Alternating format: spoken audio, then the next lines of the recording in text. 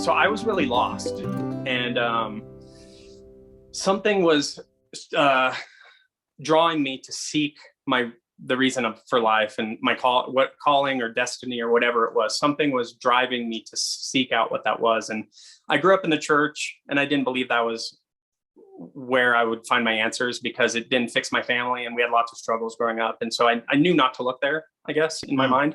So I looked everywhere else. I looked to different religions, different spiritualities, New Age, Buddhism, Hinduism, different things. And I searched everywhere, and I gave each one a fair time and research, and nothing felt right. It left me kind of with more questions than answers. And so every time I tried something new, I had this deeper and deeper and deeper sense of desire. I think based off the loss I was feeling, or the I wasn't getting these questions answered, and something was drawing me to search deeper and deeper and deeper. And so, can I jump in there for a second? Yeah. That reminds me of C.S. Lewis, and of course we're part of a book club where we're looking at his stuff. But I think we'll get to that section soon. But he talks about he uses the word desire, and he actually uses a German version of that word called Sehnsucht. But the idea there is there's something outside of you pulling you in, and there's an odd combination of hope and also loss. Like there's something that's there, but you're missing it. And so it created a longing or desire in him to keep looking. And it sounds like very similar to what you're talking about. I would get relics from each religion, because I was really big into home decor, and I thought I was really good at it. So I wanted to kind of give enough honor to each religion to get a feel for it. Like I had some different statues and pictures and paintings, and I had just different religious relics from all the different religions around my house. And this went on for close to a year probably. And over the course of a year, I was sitting in my house one day, and I realized just how dark my life had got. I started decorating my house with skulls and black and just really dark images. And something kept pulling me back to look for a Bible and to look to the Christian faith. And I kept shutting it down. I already been there. It didn't work. Not going to look again.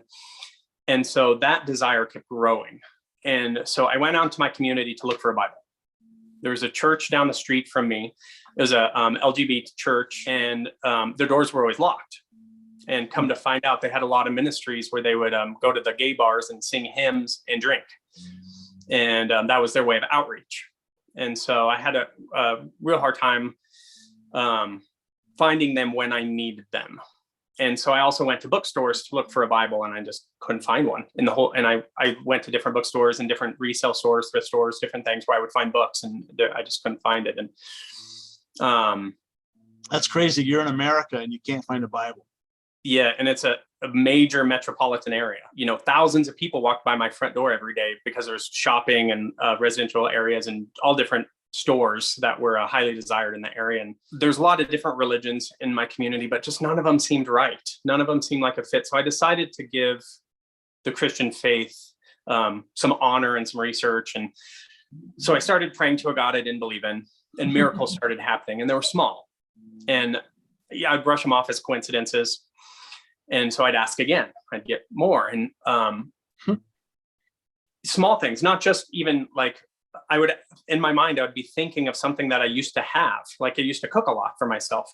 And I had pans, like a wok and a porcelain coated pan, and they're really good to cook with. And I had burned them because I was distracted while I was doing drugs, and I would try to cook and ruin them. And so I was trying to get myself healthy and in and out of the hospital and for different things. And I said, I would think to myself, if I only had a pan like that, I would start cooking again. I miss this pan I had because I cooked a lot, and it would appear at my doorstep.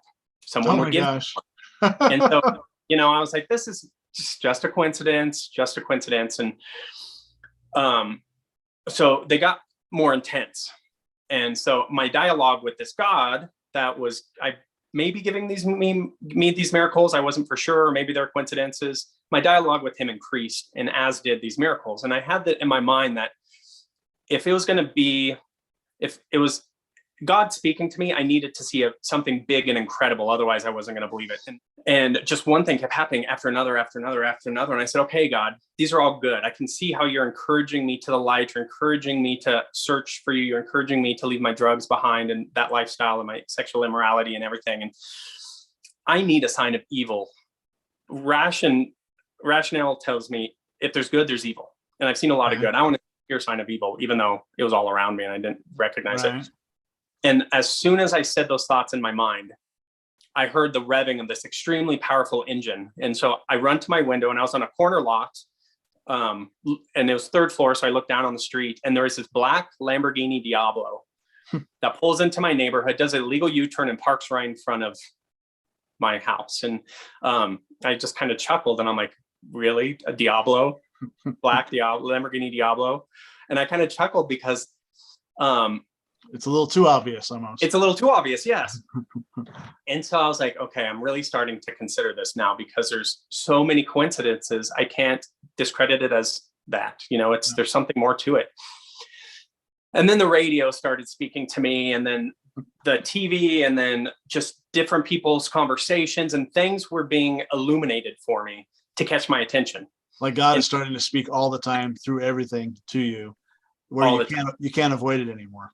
And it was really loud, and it was I couldn't mistake it, as a coincidence anymore. And so either you're going crazy or you're hearing from God. Yeah. Or some combination of the two. And I was sharing this along with the meth use, came a lot of obsessions. And so I was frantic, and I was trying to tell people what I was experiencing. And I was kind of frantic about it because these things that were happening were miracles. And I was trying to, get their opinion on, does God exist and all this. And nobody believes you, I imagine. No one believes me. Yeah. They're like, oh, the meth. They would tell me, stop the meth, all this. So to them, you are crazy, but it's actually not crazy. You're getting a dose of reality. Yeah. And it was all divine in nature. And I was trying to explain to them, like, something's leading me to the light, and drugs don't do that. I'm trying to destroy myself, and it's not happening. And it's just the opposite. Yeah. And they just thought I was so crazy.